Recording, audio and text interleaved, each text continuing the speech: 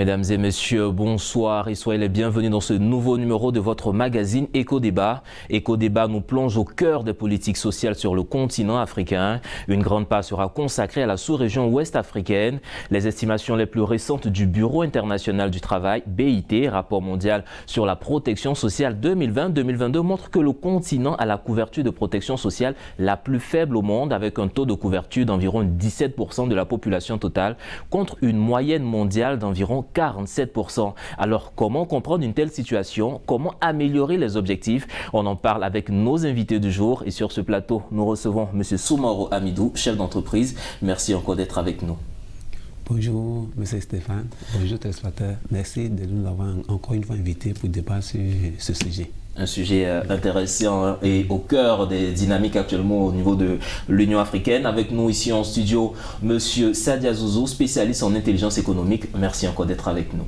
Merci beaucoup, Soumaoro, pour l'honneur que vous nous faites une fois de plus encore de nous inviter pour échanger encore sur un sujet qui est plus que d'actualité aujourd'hui, notamment en ce qui concerne tout ce qui touche à la sécurité sociale et la protection sociale en Afrique.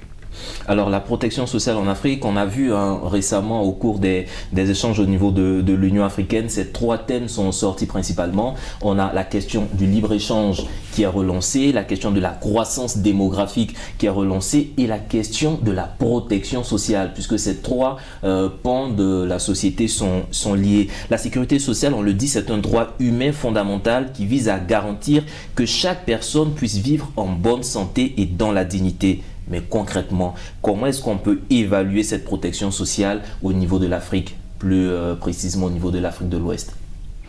Oui, merci beaucoup, Soumaoro.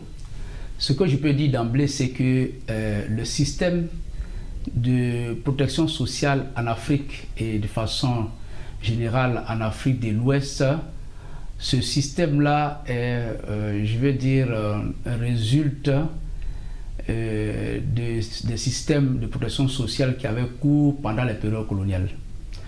Donc, effectivement, vous avez eu égard à cela. Donc, les systèmes actuels sont des pures, simples copies des systèmes qui prévalaient avant l'indépendance. Et donc, de façon générale, vous avez deux systèmes, c'est-à-dire deux systèmes de financement de la sécurité sociale.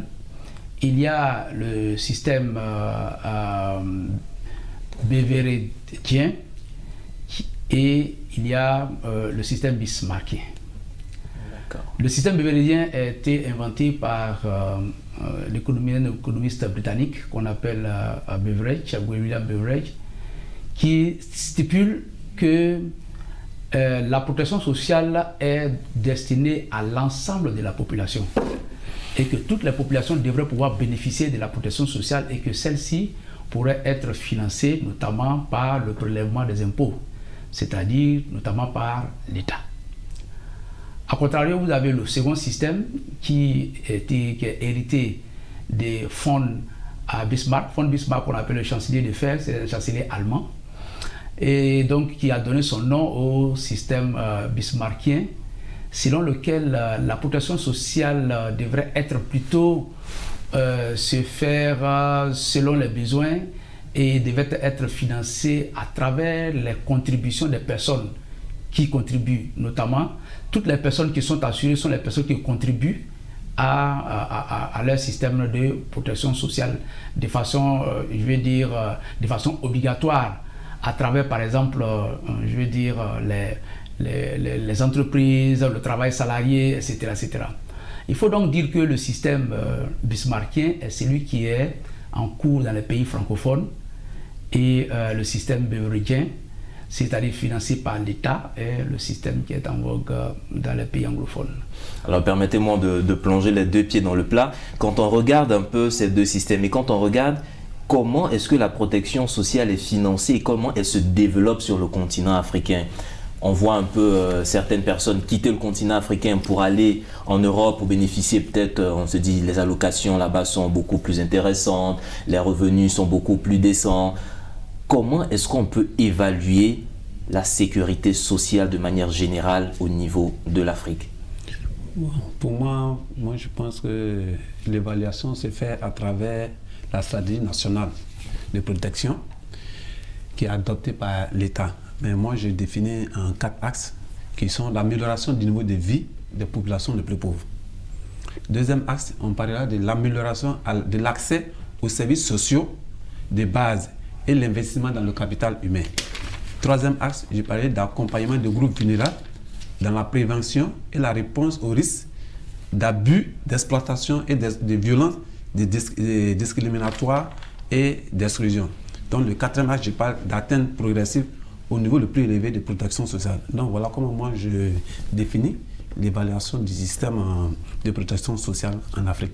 Oui, je voulais ajouter, pour répondre à votre question, qu'effectivement, que la protection sociale se divise en 6 branches principales, notamment la branche maladie, la branche famille, la branche accident, la branche autonomie, la branche cotisation et recouvrement et la branche retraite. Alors, ce qu'il faut savoir, c'est qu'en Afrique, de façon générale, certaines formes de protection sociale sont beaucoup plus courantes les unes que les autres, notamment en ce qui concerne les systèmes de protection sociale au niveau de la famille, au niveau de la santé, au niveau de la retraite, à travers le paiement des pensions. Mais de façon globale, il faut dire que, comme vous avez donné les chiffres tout à l'heure d'emblée, il faut dire que le système de protection sociale en Afrique est le système le plus faible au monde. Donc le taux se situe entre 6% et 17% en ce qui concerne le taux moyen en Afrique et en Afrique de l'Ouest de façon particulière. Et la moyenne mondiale se trouve entre 25 et 40%. Après l'Asie, c'est l'Afrique qui se retrouve dans cette position-là. Donc globalement, ce qu'il faut reconnaître dans ce qui concerne nos pays francophones, c'est le système que je viens de dire tout à l'heure. C'est le système qui consiste à prélever, je veux dire, les populations qui travaillent dans le secteur formel. Donc à l'origine, le système de protection sociale était beaucoup plus, en Afrique, après l'indépendance, était destiné aux personnes qui travaillent beaucoup plus dans le secteur public. Alors, permettez-moi de vous couper sur ce point-là. Est-ce que déjà ça ne pose pas un problème? Parce que vous dites que c'est prélevé à la base sur ceux qui sont dans le secteur formel, oui, à la fonction publique, dans les emplois formels. Oui. Et quand on sait que le plus gros de l'économie au niveau de l'Afrique de l'Ouest est détenu par le secteur informel, est-ce que déjà là, il n'y a pas un problème de financement à la source sur le financement des protections sociales? Mais bien entendu, c'est ce que je dis. Je disais que par exemple, le système de protection sociale est hérité de l'époque coloniale. Donc à l'époque coloniale, ce sont les emplois formels, notamment dans l'administration publique, et plus tard, je veux dire, dans le secteur privé. Donc c'est eux, à travers les prélèvements obligatoires, qui sont prélevés et pour lesquels il y a des prélèvements qui sont faits à la source. Donc, mais je veux dire que le système de protection sociale jusqu'à l'époque actuelle est un système qui est resté jusqu'encore de façon holistique. C'est-à-dire qu'il s'adresse à juste une petite catégorie de personnes, notamment, comme on vient de le dire, en Afrique, par exemple, vous avez en moyenne 20% de personnes qui bénéficient d'une pension à la retraite. Donc la pension est entre 10 et 20%. Donc il y a une frange effectivement de la population qui est négligée, notamment quand on sait que, par exemple, en Afrique et dans le cas de la Côte d'Ivoire, c'est 70% de la population, environ 70 à 80% de la population qui travaille dans le secteur informel. Donc ça veut dire que la protection sociale dans le secteur informel est encore à l'état embryonnaire. Si vous prenez le cas de la Côte d'Ivoire, je pense que c'est tout récemment que vous vous rendez compte que l'organisme chargé de la protection sociale, la CNPS et autres, a entrepris une campagne en vue de mettre des dispositifs de sécurité sociale pour les personnes exerçant dans le formel, dans le secteur informel. Alors donc, je veux dire qu'effectivement, cette frange-là est la frange la plus délaissée. Là, on parle du secteur formel et urbain, mais encore quand maintenant on veut s'appesantir sur l'autre côté, vous savez que par exemple, les populations africaines sont en moyenne en 57% des populations qui habitent dans les zones rurales. Et dans ces zones rurales, 85% de la population est agriculteur. Donc toutes ces personnes-là, toute cette population-là ne bénéficie pas de protection sociale à un niveau ou à un autre, que ce soit l'assurance maladie, la protection maladie, que ce soit la protection retraite, la protection accident de travail, la protection autonomie et la protection, la dernière protection, je veux dire, concernant la cotisation et le recouvrement. Et tout cela n'est pas encore, je vais dire, totalement formalisé.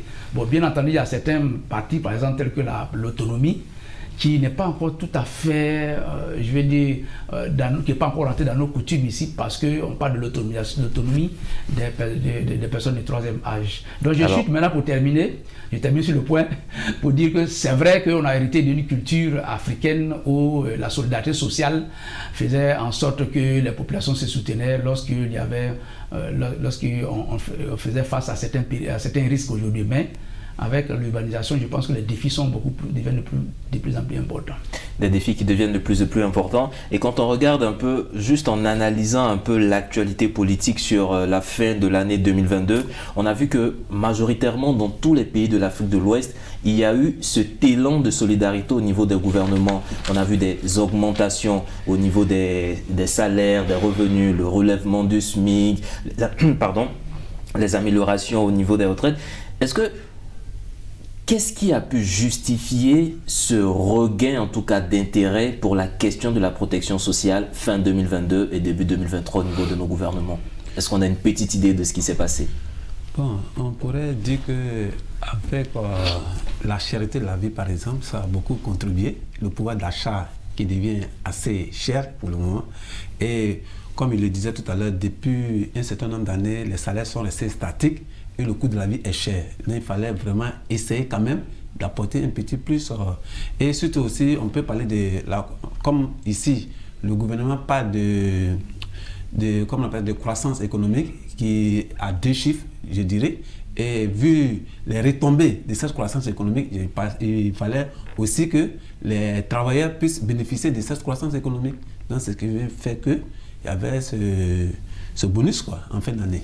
Moi, c'est ce que je peux... Un peu une redistribution des richesses. Et on a vu aussi que depuis, on va dire une décennie, l'école gratuite, en tout cas l'accès à l'éducation est assez facilité. Mais dans ces dernières années, au cours de ces dernières années, un autre pan de la protection sociale a tendance à prendre le dessus, c'est l'assurance maladie universelle. À cette heure, on va dire actuellement, où est-ce qu'on en est de l'assurance maladie universelle ou assurance maladie obligatoire comme on l'entend dans d'autres pays? Bon, vraiment, je pense que ça fait son petit bonhomme de chemin, mais comme il faut pouvoir expliquer, parce que c'est ce que nous avons vu, la population n'est pas beaucoup sensibilisée à la couverture maladie universelle. C'est quelque chose qu'on vient d'introduire et il faut, comme la population est majoritairement analphabète, c'est de 1, et les gens sont ignorants, c'est de 2. La pauvreté faisant rage aussi, 3e facteur. Donc il va falloir que les hommes politiques essaient de s'accaparer de ce projet, expliquer un peu à la population. Et puis le mécanisme aussi qui est en place est un peu compliqué. Parce que comme il le disait, un gars qui est dans le secteur informel, moi si je suis dans le secteur informel et que je vais m'enrôler, mais le paiement se fait comment? Ça, c'est une difficulté. On n'a pas de communication. Comment se fait le paiement? Bien que et tout le monde ne sait pas combien les gens payent par mois. Parce que quand tu viens t'enrouler, que tu as ta carte, mais les gens te font, il n'y a plus de communication par derrière.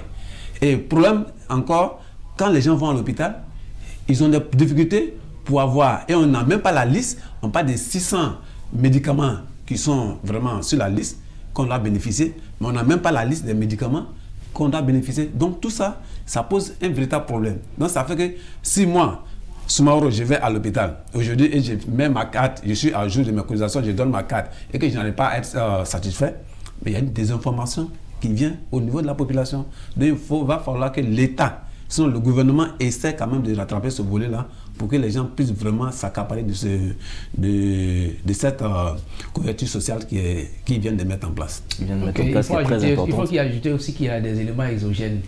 C'est-à-dire que la politique néolibérale internationale qui est prônée par les organisations de Bretton Woods, notamment la Banque mondiale, le FMI, ces organisations, ce sont celles qui détiennent, qui dirigent aujourd'hui l'économie des pays africains de façon générale, mais aussi l'économie des pays africains en Afrique de l'Ouest.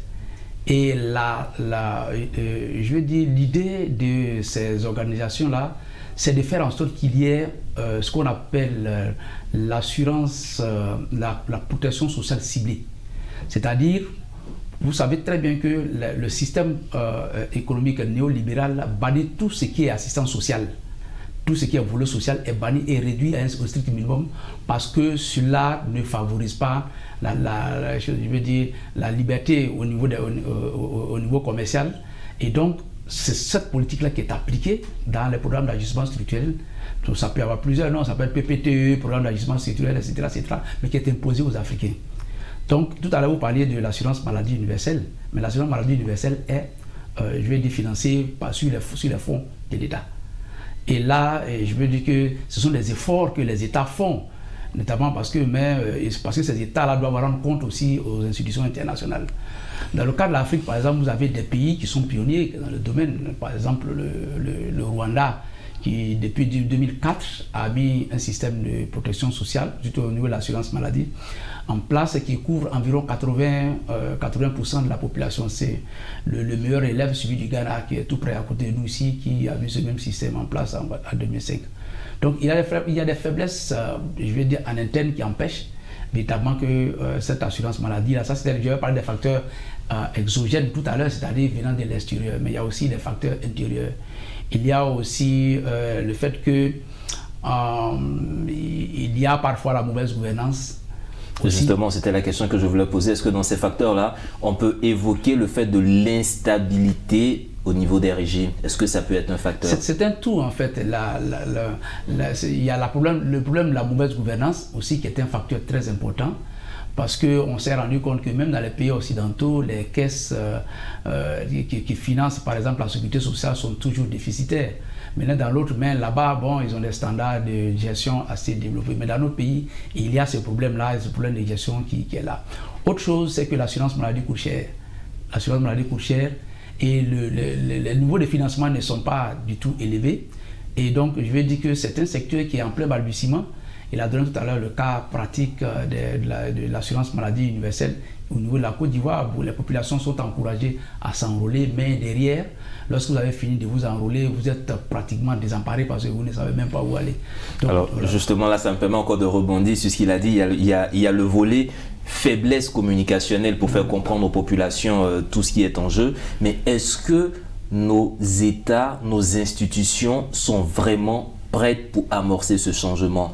Côté logistique, est-ce qu'on a tout le matériel qui accompagne pour que véritablement on puisse se lancer dans l'assurance maladie universelle? Parce que ce qu'on a cru comprendre, c'est que depuis un certain temps, c'est obligatoire. C'est actif, c'est obligatoire. Mais est-ce qu'on a le nécessaire pour mettre en application cette volonté politique?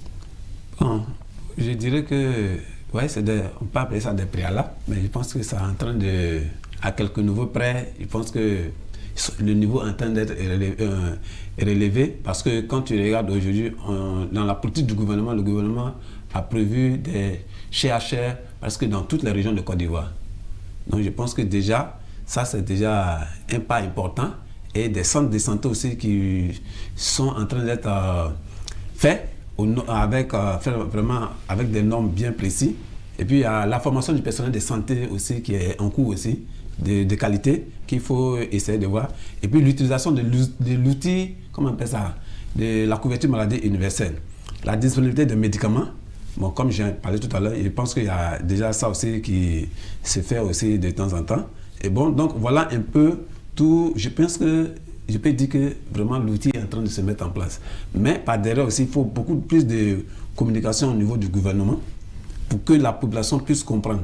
Parce que tout est matière de communication. Quand on n'est pas assez informé de quelque chose, je pense que ça pose problème. Mais pour le moment, moi, je tire le chapeau à ce gouvernement qui est en place, qui fait tant bien que mal, vraiment pour que la population vraiment ait accès à la santé, comme ça fait vraiment partie de ses priorités. Alors, je voulais juste ajouter, peut-être je reviens là-dessus, il y a aussi la question des défauts des stratégies et de coordination institutionnelle. Qu'est-ce que vous voulez dire par là? C'est-à-dire que la question de la protection sociale devrait être traitée de façon systémique. C'est-à-dire que c'est à la fois les domaines sociaux, économiques et culturels. Il a donné tout à l'heure, pour venir l'exemple pratique du cas de la Côte d'Ivoire, c'est l'exemple qu'on connaît le plus, c'est que la mise en place d'un système de sécurité sociale là, devrait pouvoir, en tout cas, faire la synergie entre plusieurs ministères. Parce que le ministère de la Santé, il y a le ministère des Affaires sociales, il y a, je vais dire, d'autres parties prenantes, par exemple, dans la mise en place de cet outil-là. Et donc, il fait qu'il y a eu des préalables qui n'ont pas été mis en place, et c'est ce qui fait. Donc, il faut pouvoir trouver un moyen, je veux dire, de faire une coordination au niveau de façon de toutes les institutions, pour que toutes les institutions travaillent pour un objectif commun. Aujourd'hui, c'est le ministère de la Santé qui gère la couverture maladie universelle. Mais bien entendu, vous êtes tout à fait d'accord avec moi que la question de la protection de l'assurance maladie n'incombe pas seulement au ministère de la Santé. Donc, il va falloir travailler de façon institutionnelle. Je veux dire, l'État de Côte d'Ivoire, on l'a vu ici tout à l'heure, hein, il y a la question de la volonté politique qui s'est affichée. Dès l'instant où la volonté politique est là, il faut pouvoir maintenant l'opérationnaliser sur le terrain. Il faut travailler avec les pharmaciens, il faut travailler, je vais dire, avec tous ceux dans les autres organisations.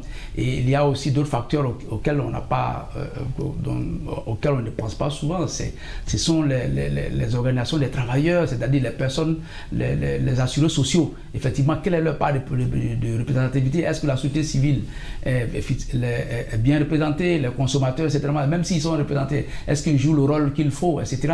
Parce que, effectivement, comme je l'ai dit tout à l'heure, ce n'est pas une question du tout facile, parce que les institutions internationales qui contrôlent les économies africaines sont véritablement frileuses à ce qu'on puisse véritablement mettre des systèmes, je vais dire, d'assurance maladie universelle dans les pays, parce qu'ils estiment. Parce que chez eux, par exemple, il y a ce qu'on appelle l'orthodoxie financière. C'est-à-dire que l'orthodoxie financière, là, si vous mettez une organisation sur place, que ça peut être comme une structure je vais dire une organisation d'assurance maladie, il faut qu'elle soit rentable et qu'elle génère des bénéfices. Si elle n'est pas rentable, qu'elle ne génère pas de bénéfices, en ce moment-là, ceux qui vous ont prêté de l'argent, qui sont les maîtres, viendront vous dire, bon, écoutez, il y a ce côté que vous devez faire. Donc, ils veulent que les organisations, dans les pays où ils interviennent, qu'il n'y ait pas de déficit. Parce que s'il y a un déficit, au dernier moment, et qu'il y a un problème, vers qui est-ce que ces pays vont s'orienter encore vers les mêmes institutions. Vers ces mêmes institutions. Voilà. Alors, donc c'est vrai qu'on a longuement parlé en tout cas de l'assurance maladie universelle ou assurance maladie obligatoire, comme on l'appelle dans d'autres pays. Mais on sait que la protection sociale, comme vous l'avez dit, c'est aussi les allocations familiales, chômage et autres. Et en faisant nos recherches, on a vu que quand même, dans certains pays, la Côte d'Ivoire, le Sénégal et autres, il y a des allocations chômage.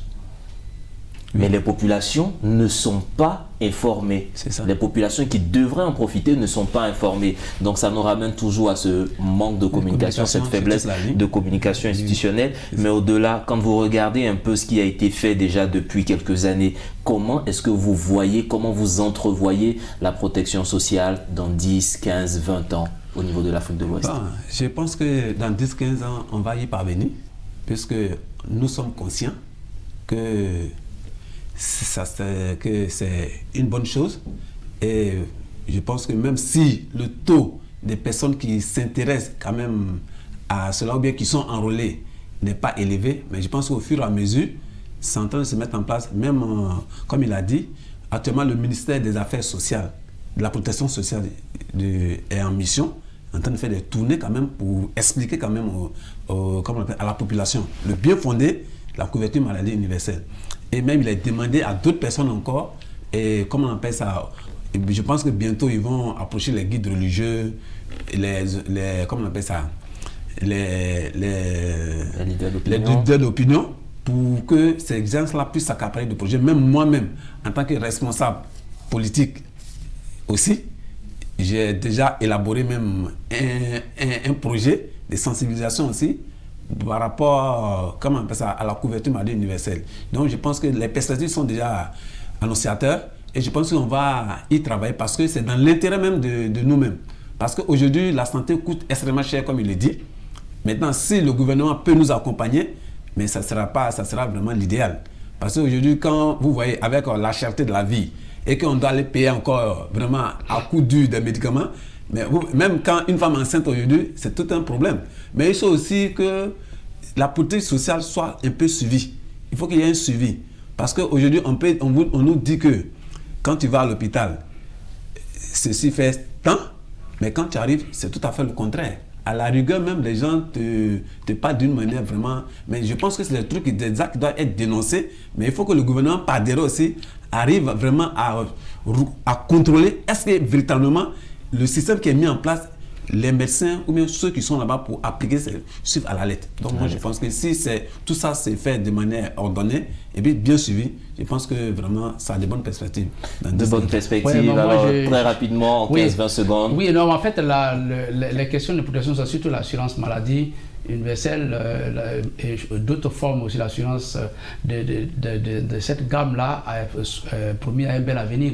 Seulement aussi, il y a des problèmes que nous devons aussi regarder à l'interne. Nous avons nos faiblesses aussi en ce qui concerne la gouvernance. On connaît le cas de la mutuelle générale des fonctionnaires de Côte d'Ivoire. On sait très bien que cette mutuelle qui a été créée il y a plus de 40 ans aujourd'hui est vraiment minée par des problèmes de gouvernance depuis très longtemps qui n'ont pas encore trouvé la solution. Alors donc, je pense, pour dire que c'est vrai que véritablement les pouvoirs publics ont pris le taureau par le cornes et il y a cette volonté politique qui est là, mais on ne peut pas laisser tout cela entre les mains de l'État.